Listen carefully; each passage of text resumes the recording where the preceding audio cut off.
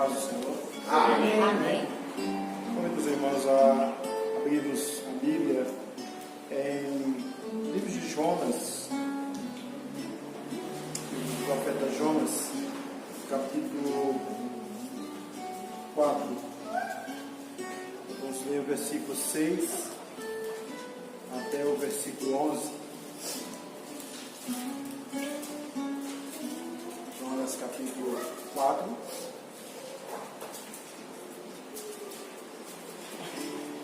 Versículo 6 até o versículo 11.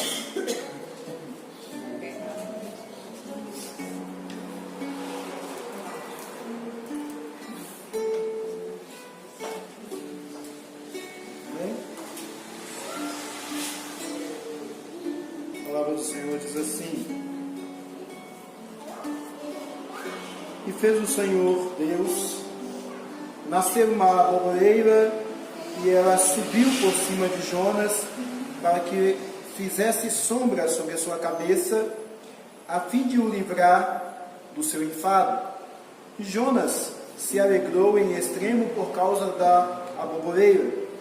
Mas depois enviou Deus um verme, no dia seguinte ao subir da alva, o qual feriu a aboboreira, e essa secou-se. E aconteceu que, aparecendo o sol, Deus mandou um vento calmoso oriental, e o sol feriu a cabeça de Jonas, e ele desmaiou e desejou com toda a sua alma morrer, dizendo: melhor me é morrer do que viver. Então disse Deus a Jonas: fazes bem que assim te ires por causa da aboboreira? E ele disse: faço bem que me revolte até a morte. E disse o Senhor: tiveste tu compaixão da aboboreira, na qual não trabalhaste e nem a fizeste crescer, que numa noite nasceu e numa noite pereceu. E não hei de eu ter compaixão da grande cidade de Nínive, em que estão mais de 120.000 homens, que não sabem discernir entre a sua mão direita e a sua mão esquerda, e também muitos animais? Louvado seja o Senhor. Amém. Oremos. Pai bendito, nós exaltamos ao Senhor. Glória a Deus. Porquanto o Senhor é um Deus digno de toda honra, justo, santo, poderoso. E, ó Deus, a tua palavra vivifica os nossos corações. Por ela, ó Senhor, tu tens sustentado o teu povo. Por isso nós te pedimos que nesta hora o Senhor possa, ó Deus, mais uma vez glorificar o teu nome por esta palavra, Senhor, falando aos nossos corações, em nome de Jesus. Amém. Amém.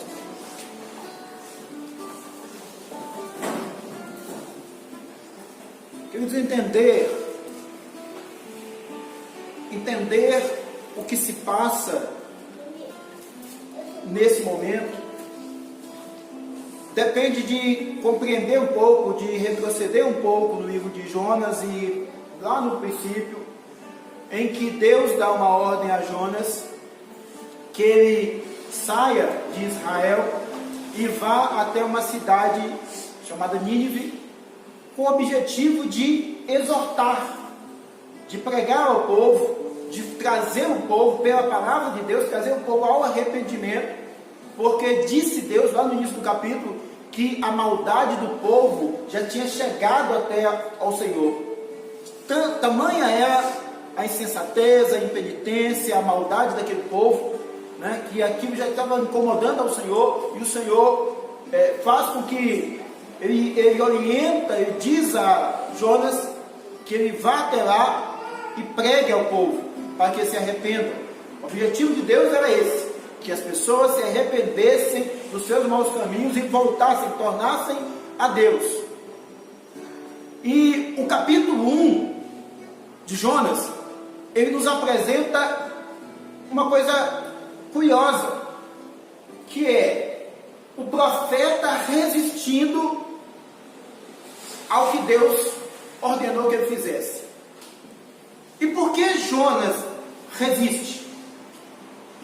Jonas resiste porque Nínive era a capital de um império chamado Império Assírio. E os assírios, todas as vezes que eles entravam numa guerra de conquista, com outras nações, eles eram extremamente cruéis, eles eram maus, eles dizimavam as populações com quem eles entravam em guerra. E Jonas, por causa disso, ele hesita, porque é uma coisa que às vezes acontece com o homem, né? A gente quer pensar nas coisas de Deus pela nossa balança, pelo nosso prisma, pelo nosso olhar. Às vezes a gente olha para alguém e a gente pensa assim: não, essa pessoa não é digna do perdão, essa pessoa não é digna da misericórdia de Deus, essa pessoa não é digna do cuidado de Deus, ela é muito má, ela é terrível. Não é isso? Às vezes a gente ouve as pessoas falarem assim: ah, fulano fez isso, fez aquilo, plantou, agora se converteu, virou crente. E as pessoas têm uma resistência em entender isso. Olha, glória a Deus que se converteu, glória a Deus que modificou, não importa que tempo, mas se arrependeu. Mas o coração de Jonas tinha esse mesmo problema. Ele não aceitava. O pensar dele, aquele povo tinha que ser destruído mesmo.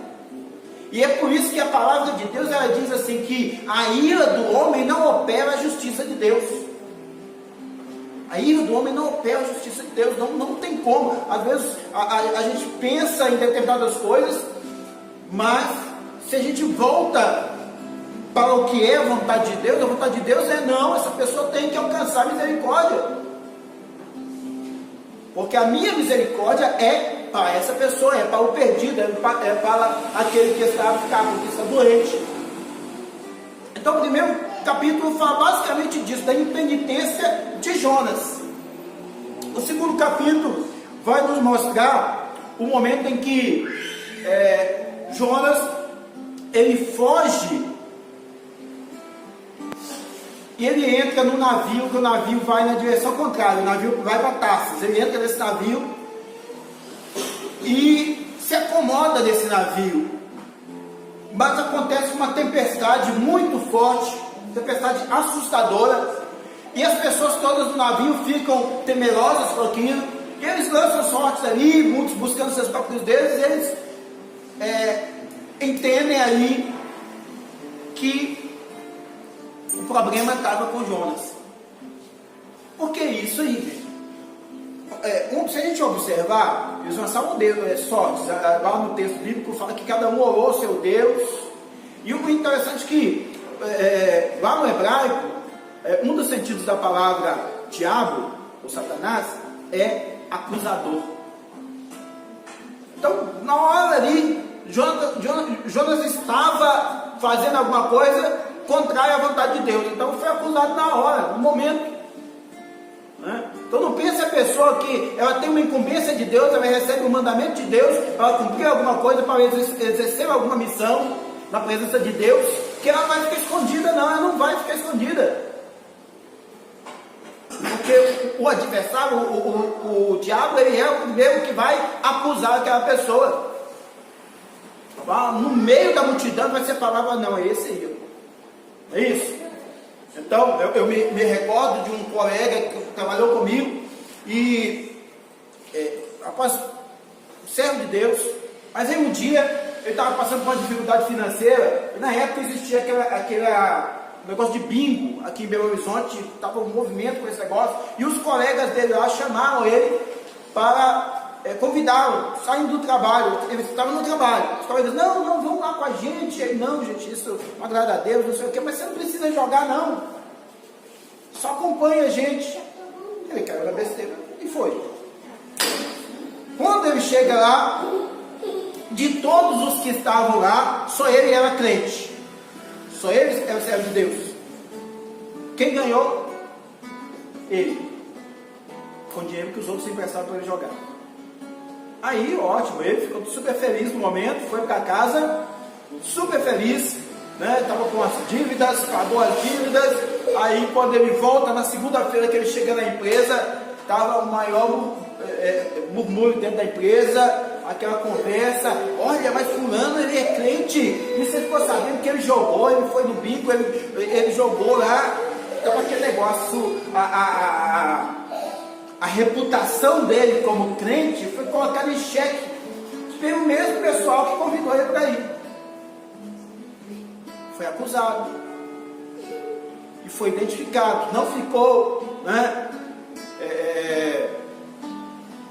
confundido no meio da multidão. O crente, o servo de Deus, ele não fica confundido no meio da multidão. Se ele estiver certo, se ele estiver errado, ele não vai ficar confundido. Se ele estiver fazendo certo, ele vai iluminar como luz no meio das trevas. Agora, se ele estiver fazendo errado também, ele não vai ficar confundido também não. Ele vai ser apontado e acusado do erro. Então tem que discernir, não é isso? As coisas, os momentos.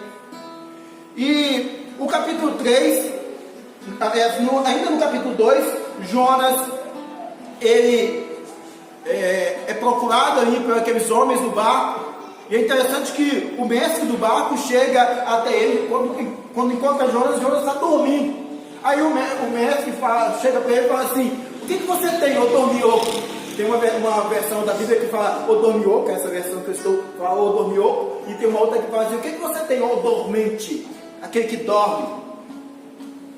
Mas que no meio de uma tempestade, no meio de uma grande tempestade, o camarada está dormindo. Então o grau dele de falta de envolvimento com a vontade de Deus era tamanho que ele conseguiu dormir no meio de uma tempestade. E na sequência os homens chegam ali, os demais homens do barco chegam e falam assim: olha, o que você fez? Porque você é servo de Deus? O que você fez? Porque nós estamos aqui sofrendo desse jeito. Aí ele fala assim, tá, eu sirvo ao Deus Altíssimo, o que fez o céu e a terra seca, e eu não devia estar aqui, então me lancem ao mar. Ele fala, me lancem ao mar. Jonas foi incapaz de orar a Deus. Naquele momento, vendo tudo aquilo ali, a falta de discernimento dele foi tão grande. E às vezes a gente olha assim e fala assim: gente, mas como assim o profeta errou? A palavra de Deus, ela nos mostra os acertos, mas também nos mostra quando erraram, para que a gente não incorra nos mesmos erros, para que seja fortalecimento e ensinamento para nós. E o que acontece lá com Jonas? Os homens chegam lá junto a ele e falam assim com ele: o que nós vamos fazer? Aí ele fala: não, joguem-me ao mar. Aqueles homens, eles oram antes de jogar ao mar. Sabe o que eles vão fazer? Eles oram a Deus e pedem perdão a Deus. Olha que coisa estranha. Eles são servos de outros deuses, mas eles oram ao Deus Altíssimo e pedem perdão a Deus. Coisa que Jonas não teve a coragem de fazer. Ele não teve discernimento para fazer isso, para orar, invocar a Deus e pedir perdão. Se ele tivesse orado a Deus e pedido perdão, imediatamente Deus ia fazer cessar aquela tempestade. O que ele discerniu? Não, me joguem ao mar. Então Jonas, na verdade, ele não está preocupado com a situação de ninguém. Ele está tentando resolver o problema dele mesmo.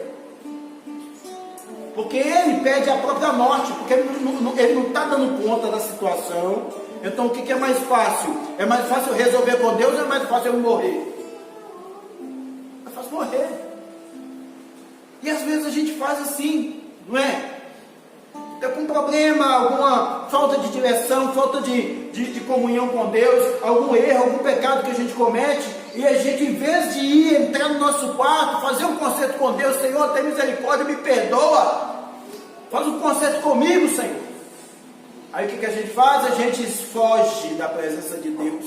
Aí a gente evita orar. Se passa um profeta, se passa um servo de Deus, que a gente sabe que é mais espiritual, a gente fica até com medo, né? Vai que Deus mostra para ele algo, que Deus toca no coração dele, porque Deus faz isso, não é?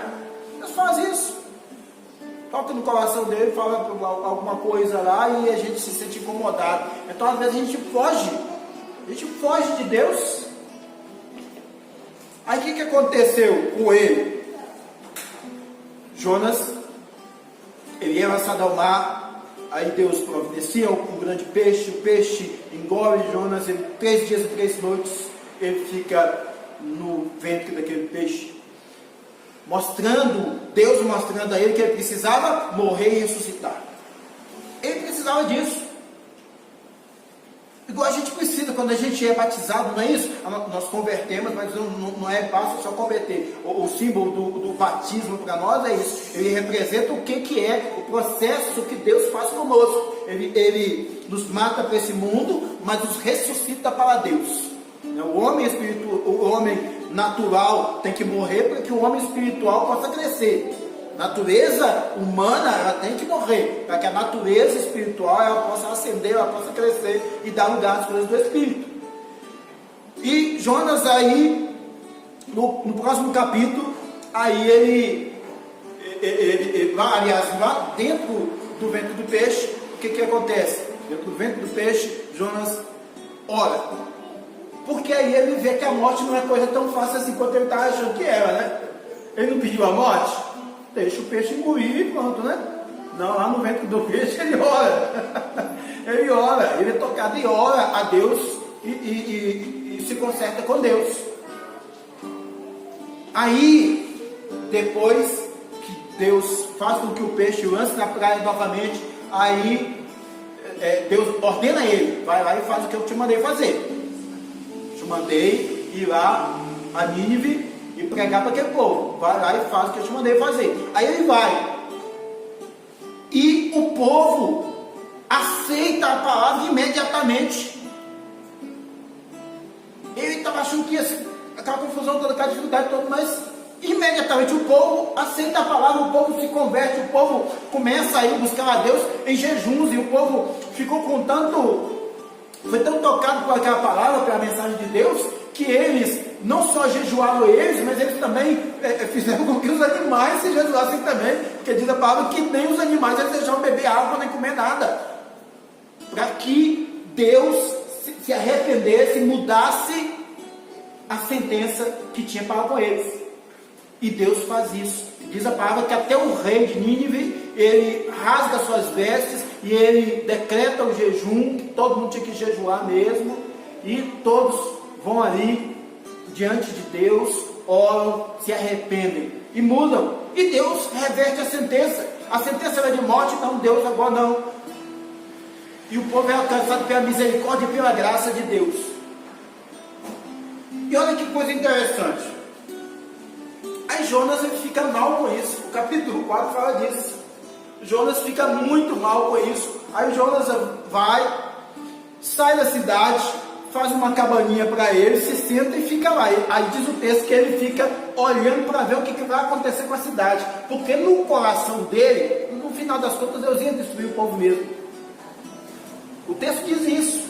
No final das contas, o que ele imaginava é, não, Deus vai destruir esse povo mesmo, esse povo é mau, Deus vai destruir. Eu vou sentar aqui e vou ficar de camarim assistindo a destruição. É o que ele queria.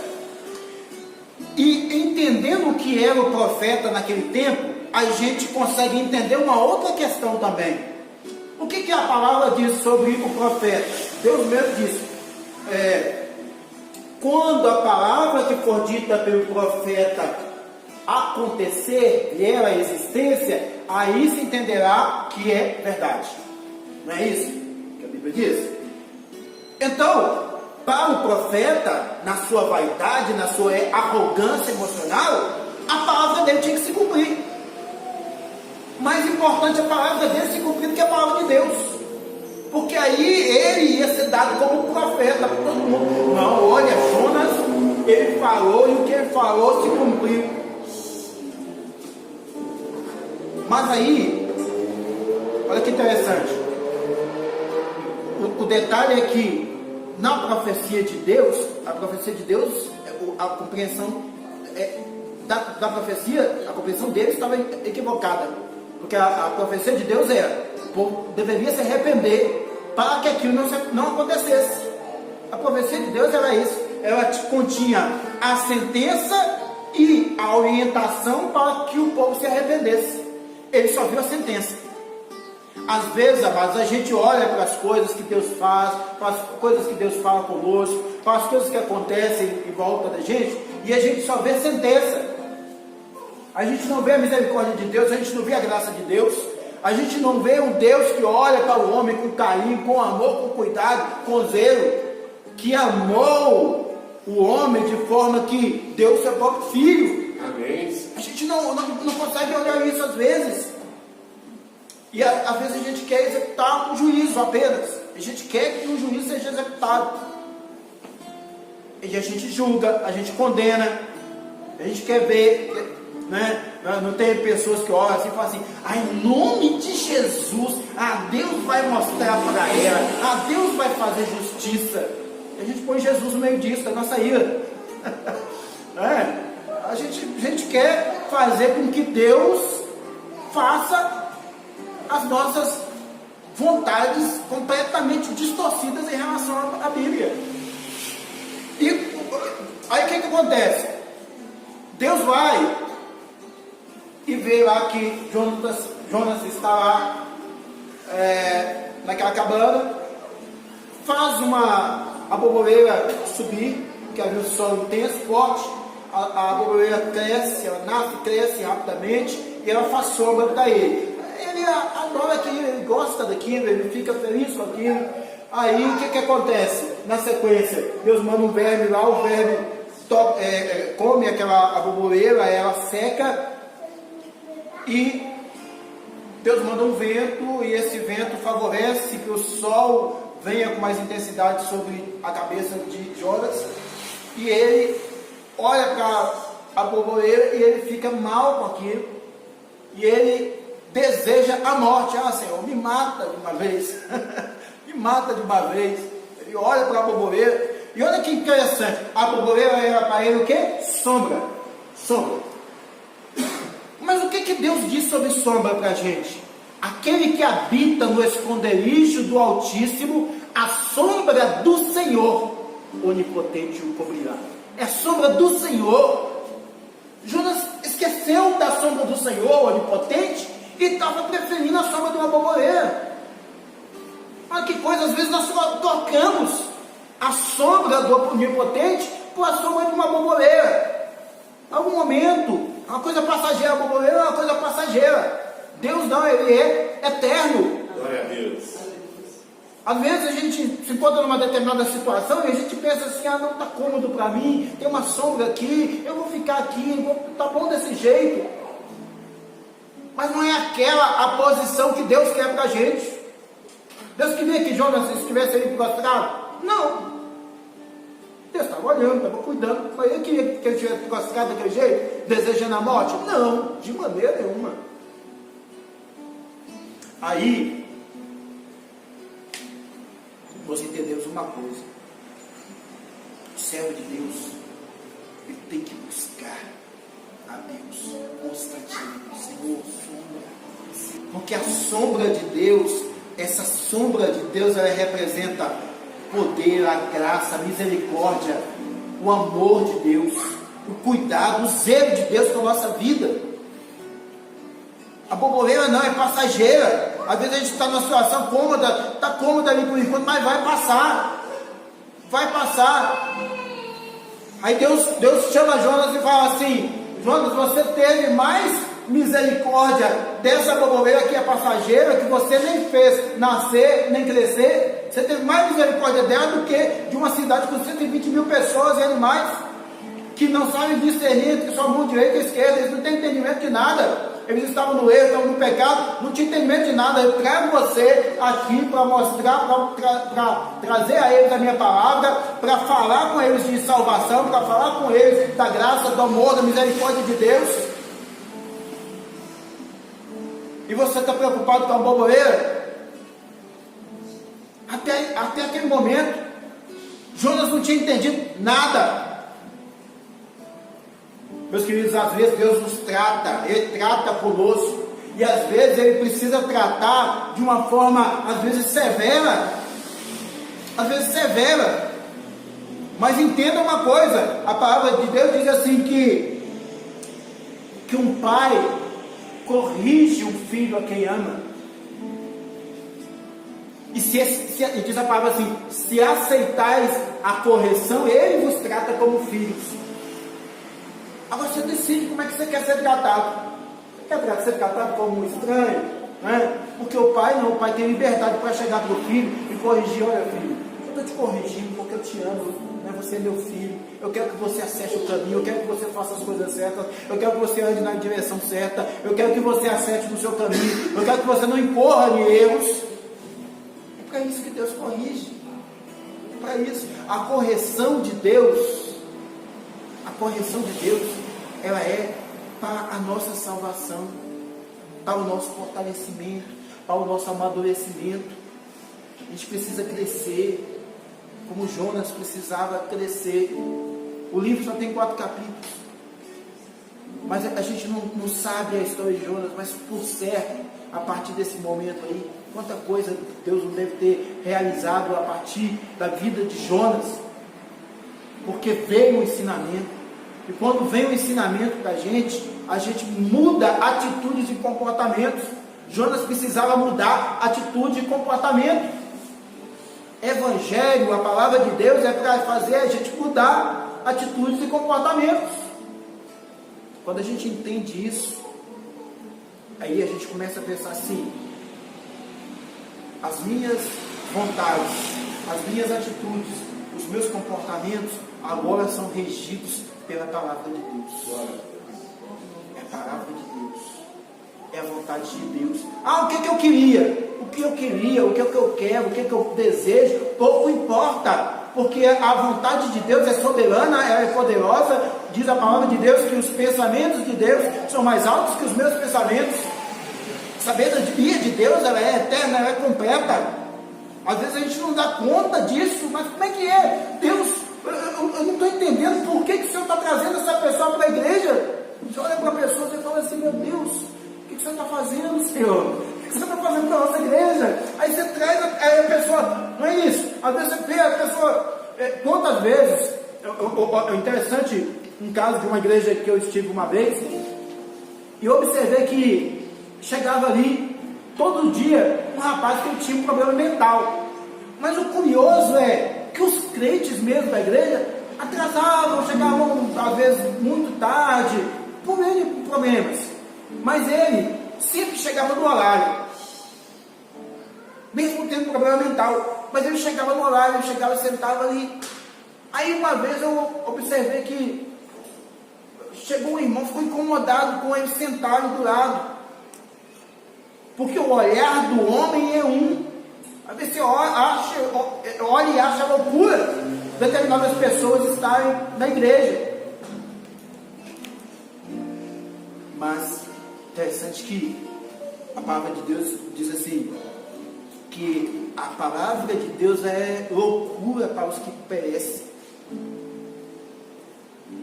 Às vezes a pessoa não entende os caminhos de Deus, mas Deus está tratando, Deus vai trabalhar com aquela pessoa, Ele vai cuidar daquela pessoa, Ele vai zelar para aquela pessoa, porque ela diante de Deus, ela pesa na balança a mesma coisa que eu ou você pesamos. Deus olha, ele não está vendo diferença nenhuma não, porque o que Ele olha, Ele vai lembrar eternamente, Ele vai lembrar de Jesus. Meu filho deu a vida por cada uma dessas vidas. É isso. Jonas lá não tinha essa compreensão de quem seria Jesus, ainda não, apesar das profecias e tudo. Nós hoje entendemos plenamente o que é a misericórdia de Deus, porque ela se revela de forma plena em Jesus. Em Jesus. A graça, a misericórdia, a graça, que é esse benefício que a gente não consegue compreender, ele não entra no escopo da nossa compreensão, a gente não dá conta de entender, porque é alguma coisa muito maravilhosa, acima de qualquer compreensão. Por que Deus salva uma pessoa? Por que Deus envia o seu Filho, que é justo, que é santo, que não pecou, e troca a vida desse Filho que é santo, poderoso, que tinha a eternidade? Deus troca a vida desse Filho por um pecador como eu ou você. Não dá para compreender isso, senão ao você pensar assim: esse Deus nos ama demais. Aleluia. Esse Deus nos ama muito. O amor dele é perfeito. O amor dele é grande, imensurável. Eu não consigo entender isso não, mas eu aceito esse amor, porque graça é isso. Misericórdia de Deus é essa. Misericórdia, o cuidado de Deus é esse. Porque lá da eternidade, Ele olha e nos vê individualmente, cada um de nós que está aqui. Aí Ele sabe toda a sua aflição, todos os seus problemas, todos os seus planos, todos os seus sonhos, todas as suas vontades, tudo aquilo que você planeja. Ele sabe tudo, suas virtudes e seus defeitos. Ele conhece tudo e te ama a si mesmo. E Ele move tudo, tudo. Ele move céus e terra para que você seja cuidado, guardado, até que você receba a coroa da justiça. Amém. Louvado seja o